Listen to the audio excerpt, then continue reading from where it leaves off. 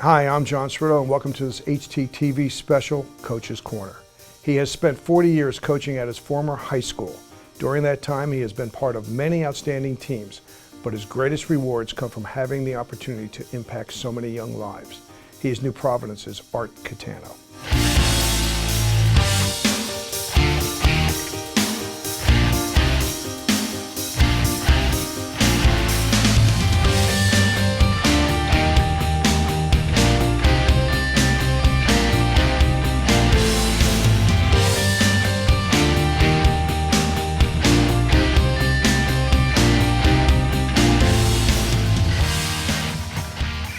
Well, welcome, Art Cattano. Thank you, John. Pleasure to be here. Art, over 40 years as a coach at the same school, 37 as the head basketball coach, many years as an assistant on the football coach. How did this come about? What was the path? How did you end up getting into coaching? Well, I grew up in New Providence, went to school there from kindergarten through high school, and at a very young age, I just realized that this was becoming my passion. I think when I was going into my senior year, I knew what I wanted to do. I was influenced by not only my parents, but some outstanding teachers and coaches growing up, and I realized this is what I wanted as a career. So how did you get the opportunity to get into New Providence and start in two really very strong programs, football and basketball? What happened was in 1979, a man by the name of Ed Leader, who was the athletic director and the first basketball coach in New Providence, he retired. Paul Miller, one of my coaches and good friends, he became the athletic director. It opened up a teaching position there, and I got a teaching position as a phys ed teacher and coach, and I wound up becoming an assistant football coach, assistant basketball coach, and a girls volleyball coach, which was a spring sport at the time. Well, at a very young age, you become a head coach of a basketball program. And you know, Art, it's interesting. You mentioned, or we mentioned the word program. What was it like to be in your 20s taking over a program? And what are the essential ingredients of building a program? When I first started, I don't think you realize at the time the work that's involved and all the people that are involved in running a program. If you want to do things the right way, a lot of time, you know, not only during the season, but you know, in the off season as well, and the summertime especially. But there's a lot of work, and you're learning every day, and I think I continue to grow every day and try to improve myself as a coach. Well, you know, it's interesting. I look back, and again, you were the head coach in 1983, and here you are today. You're still the head coach in 2019, and so many things have changed. How has basketball evolved since when you started to where you are today? The biggest thing in basketball, I think that has changed, is the three-point shot, obviously. And when that came in, I remember the first year, I don't think we took a three-point shot until our 5th game of the year, and it was only because we had to. I remember the kid made a three-pointer to tie a game, we went into overtime. But I didn't even want to, you know, have our kids thinking about that. And now I tell our kids this all the time, we're really living in a three-point world. I mean, that's what it is. You know, you have to have your kids develop that three-point shot.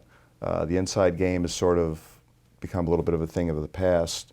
One of our players on last year's team wound up being a 1,000-point scorer as a 6'6" center. A lot of his points were just on everybody's misses. You know, people would miss, he'd get the rebound, but definitely has changed the game more than anything else that I can think of.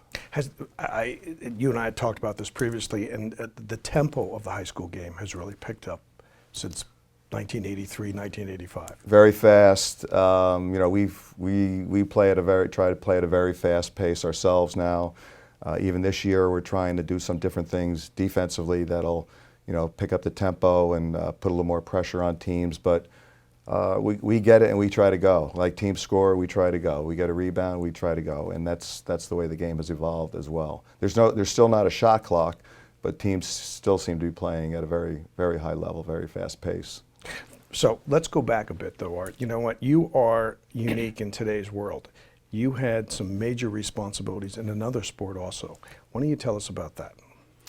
I started as when I first got hired, I was a assistant football coach under the legendary Frank Battone, who was a great mentor to me, became a great friend, and I learned a lot of things from Coach Battone as a teacher, as a coach, as the way he treated his players. He was a great man. He really treated the players very well. That was his first concern. And I coached freshmen for 8 years, and then Frank asked me to be a varsity assistant. I did that. Then eventually I led to me being the offensive coordinator, and did that for several years. And it was quite a career with him. And ending in 2010 when we won the state championship at MetLife Stadium. It was a great run, and something I thoroughly enjoyed. Art, the demands of sports today, both for the player and especially for the coach, are much greater than what they used to be. The seasons seem to go all year round now. If you're a football player, you're working on football. If you're a basketball player, you're working on basketball. What was it like for a coach like you, who is a head basketball coach and an offensive coordinator of a very good football program? Did you have the energy, the time, the space? I did have the energy. I did have the time. I thoroughly enjoyed the extra work the times when I was the offensive coordinator. Something that I really liked the thinking, and the strategy involved. And there are times when, when it's fall, you're really not allowed to do things with your kids basketball-wise, so that's not an issue. But there were several years where we would make the state finals, and now we're overlapping. We're overlapping between football practice and basketball practice. And what I would do, I'd go to football practice till 5 or so, and then I'd have night practices for about a week or so from 5:30 to 8, and very busy time. But made it work, and it was enjoyable at the same time, because you're in the state finals and you're starting basketball. And I always said too, I didn't want to cheat the basketball kids, but my big focus at that time was really with the football kids, because we were going for a state championship. But preseason basketball, a lot of drill work, a lot of fundamentals, so there wasn't really a lot of strategy things going on that I would have been missing or not putting in. Do you have a preference between the two sports? If you were to be given the choice of only doing one? I would say definitely basketball. But when I first got into coaching and teaching, I always looked at myself as more as a football person than I did a basketball person. And then because of the way things evolved, the fact that I got the head job 4 years later in 1983, obviously that became my passion, and I love it, and I still love it very much. And if there was a time when I would have to choose between the two, I would definitely have chosen basketball now. Art, you've seen so many wonderful athletes go through these programs, of course, but what qualities do you look for in picking your team in an individual? What do you look for in that basketball athlete? The first thing I look for is they have to be a good person. That's the main thing.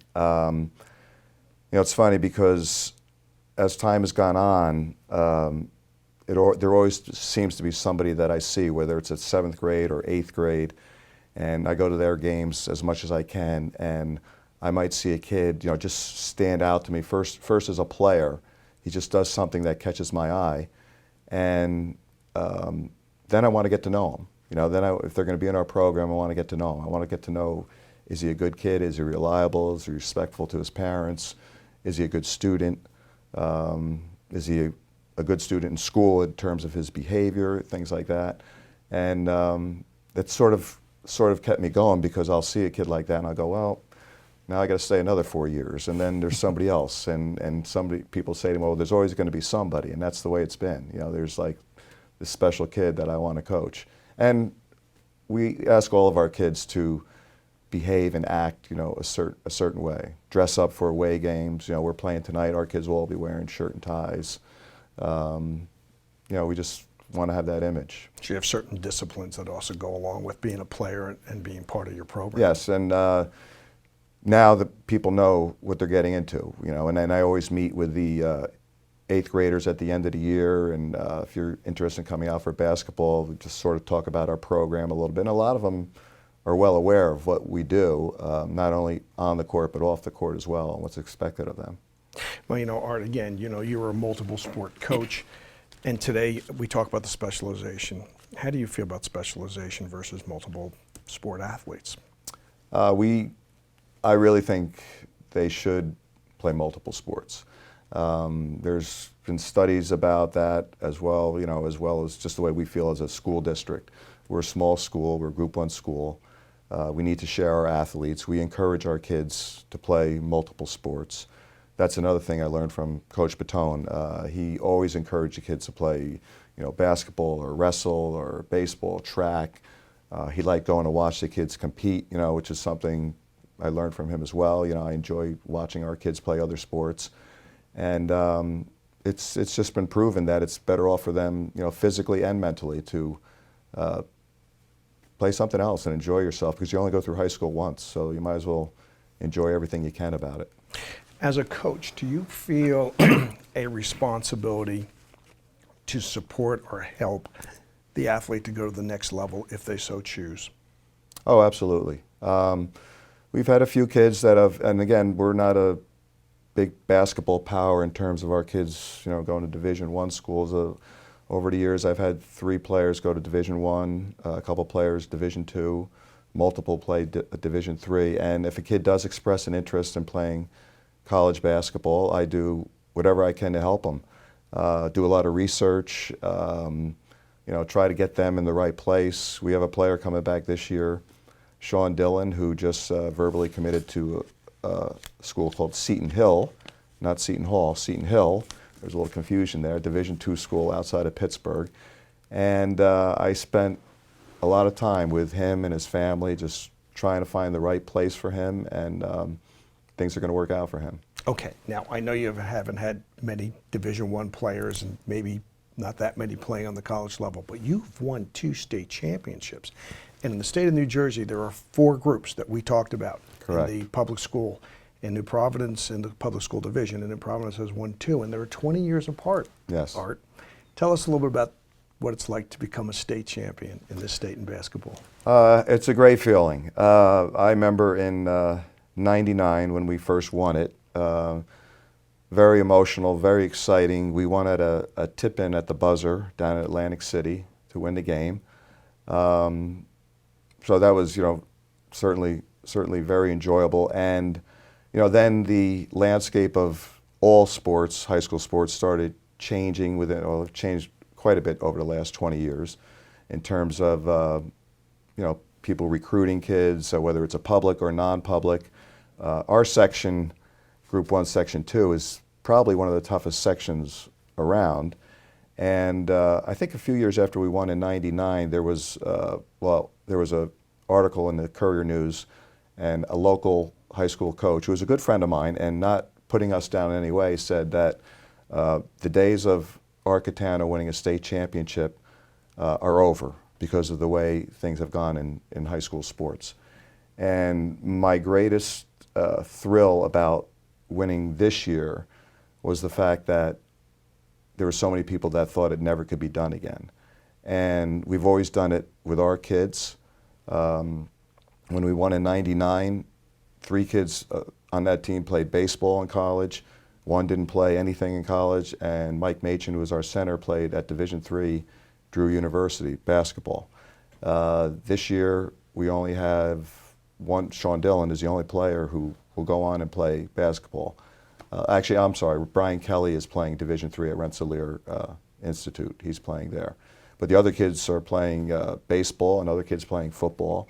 And it's just nice to be able to do it with our kids, and that was very satisfying. That was one of our rallying things, that it can never be done, it can never be done. And, we did it again, which is nice. Another thing that you did over time is you also amassed over 500 victories. And, how did that happen? How did that happen? Part of it is being there for 37 years as the head coach. It's just been a lot of work. I think it's just one of the things I'm proudest of is my longevity, that I've been able to be the head coach for 37 years and the head coach at New Providence, the same place, not jumping around. That was one of the things growing up when I played for people like Paul Miller, basketball, and Bob Kahn was another good friend of mine who was a big influence on me. And those were my phys ed teachers and coaches, and they were always there. They were there. They spent their time in New Providence, and they cared about us as people. And when you get close to these milestones, whether it's 200, 300, 400, 500, you know it's coming. It's not a big surprise, but it's just I'm very proud of the fact that I've been able to do it this long. Well, you've done it a long time, but not many people can do it that long, especially in the fast-changing world that we've seen the last 25 years. What changes have you made since 1983? I've definitely adapted because I'm not as strict on a lot of things. A lot of the rules I had in the beginning. We talk about dressing up for one. We have a warm-up top and a warm-up pants that we wear sometimes to games, depending on the situation. And I'll see players that never were able to do that, and they go, "Boy, you've really changed, haven't you?" Like that. And I go, "Yeah, I guess so. I'm trying to adapt a little bit." But I think that if you stay in it and you don't get out of it, that you gradually change along with the kids and you adapt them. But I still have my core beliefs that I'll always have, and they'll always be a part of our program. But you have to make some adjustments for the kids, because the world's changing and we got to change with it. All right. Well, you look at New Providence as a community, and so many people like yourself grew up in New Providence. You live in New Providence now. You're coaching in New Providence. So many New Providence graduates go into education and they go into coaching. We talked about our friend Kevin Carroll, John Yes. Liberato, Ron Farrar, Yes. so many others. What is it about New Providence and coaching? It's just a really special place. I say that all the time. I consider myself very fortunate that I grew up there. My parents had a great influence on me growing up, and I'll always cherish them for that. And it's just a place where I always wanted to be. I always wanted to teach there. I always wanted to coach there. And there's so many, like you said, there's so many people that have graduated from New Providence High School and have come back to live there. And I'm coaching and teaching students that I coach their parents, which is nice. And as you said also, a lot of people have come back and not only coach in New Providence, but have gone out to other districts and other sports and coach as well. And it's just all come from the core that was there in the beginning. What other coaches, Art, whether it be in basketball, football, whatever sport, have you admired over the years in New Jersey that you've come across or been exposed to? I'd have to say, well, when I was probably in high school and maybe early college, I was a big fan of John Wooden growing up, and read all his books. Loved watching UCLA. Loved the things that I read about him as a person. And a lot of times people are asked, if you could sit down and have a conversation with somebody or have dinner with somebody, who would it be? I think it would have been him. He was just, in my mind, a great man. And you hear things about him, how, he would get his little digs in once in a while. He'd say things to the officials, but he was just somebody that I aspired to be like him quite a bit when growing up. I'd say he had a big impact on my life, as well as the people that I played for. Well, of course, Coach Wooden had that great pyramid of success Yes. that most coaches will hang in their locker room Yes. somewhere along the line.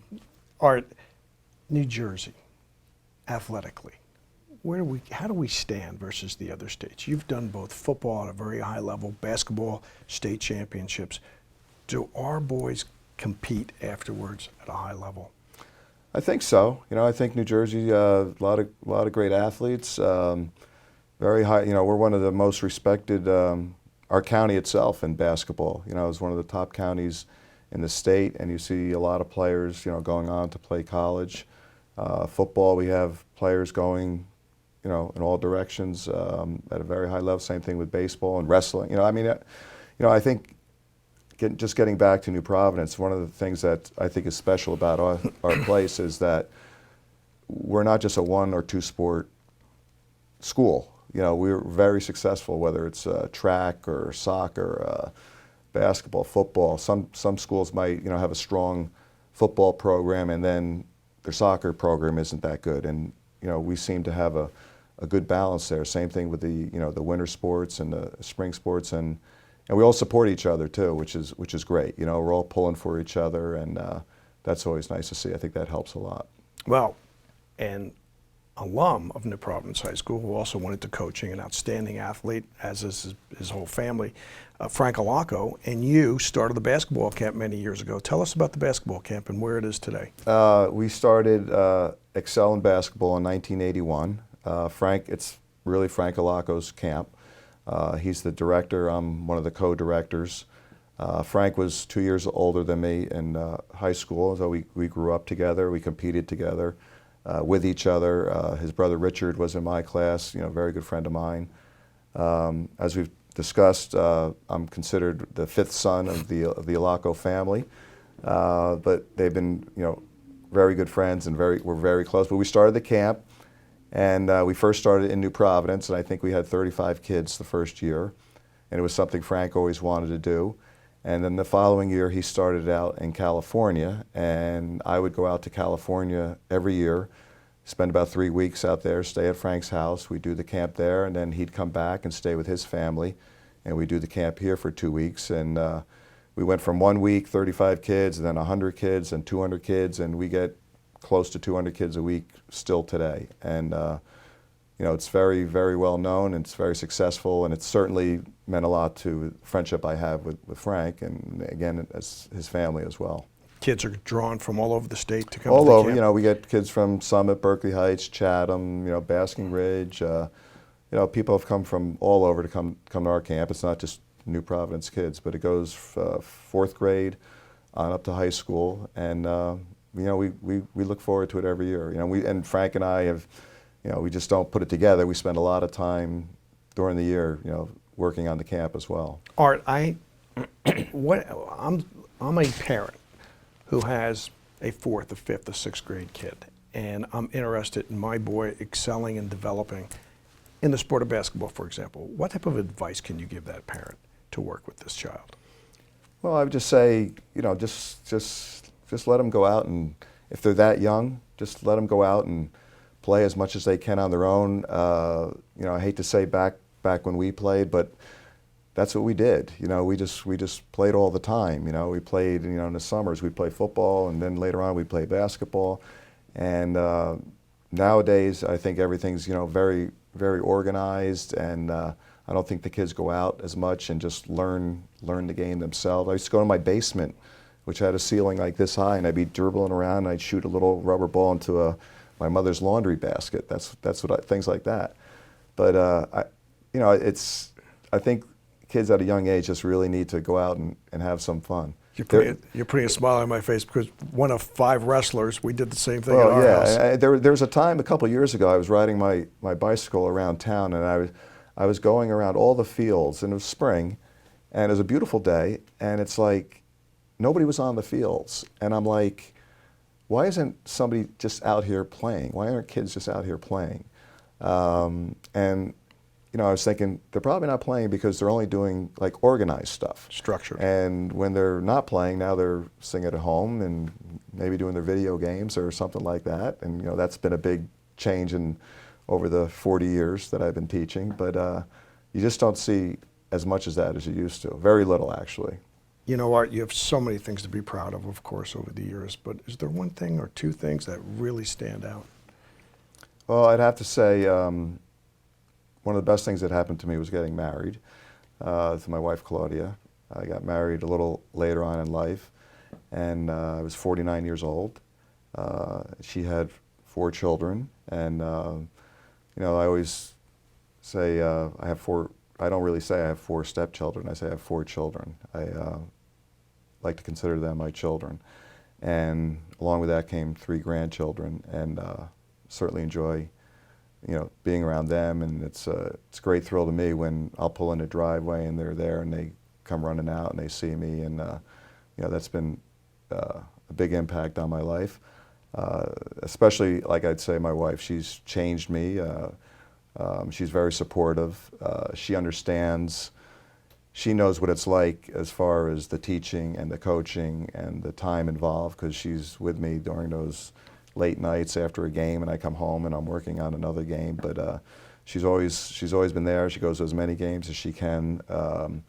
She's a very good cook and a baker, and that's something I'm very lucky to have that, because she makes sure I eat right. And but she's been a huge support of mine, and I'm very lucky in that sense. You certainly are, because I have to tell you, the time and the effort it takes to be coaching. In fact, after this interview, I know you're running up to watch a game, and you have a game tonight. Yes. And as you said, you're probably home after a game, and oftentimes you may be here, but your mind may be back at that game. And, it takes a special individual. I also know that you're very, very proud of the relationships that you've had with some of your players that have gone through, who are now grown men with families. Yes. I think about, I was 28 years old when I was a head coach, and if there were those seniors that were on the team were 18, if they were 18, and now I'm 64 and they're 54, and again have grown children. But I've been very fortunate I consider myself lucky that I am able to teach and coach the kids that I teach and coach. It's a pleasure for me. It's very rewarding for me, and I just look forward to every year, like a new group of kids, and you move on and you see kids coming up again, and it's like, okay, there's a kid I want to coach someday. But hopefully that I've had some kind of positive impact on their lives. That's what's really important to me. All right. Now, that being said, all these years later, it seems like you still have a lot of energy and a lot of passion for competition and for working with kids. What does the future hold for Art Cattano? I still plan on, I don't know how much longer I'm going to be teaching, but I still plan on coaching, at New Providence, even if I do retire from teaching. I still have a great passion for the game. Again, not so much even the game, but just for being around. Being around kids keeps me young, and I just really want to keep going with it as long as I can. I really enjoy doing what I'm doing. Well, Art Cattano, I can tell you one thing: you've had a lot of success, as we can see around here, and I've interviewed a lot of coaches over the years, and we didn't know each other until today, and but your name kept coming up, and you've got an incredible reputation and tremendous respect from the communities around us, and I certainly thank you for these moments here on HTTV and this interview. Thank you. It's been a pleasure. Good. Thank you, John. And thank you for joining this segment of HTTV's Coach's Corner.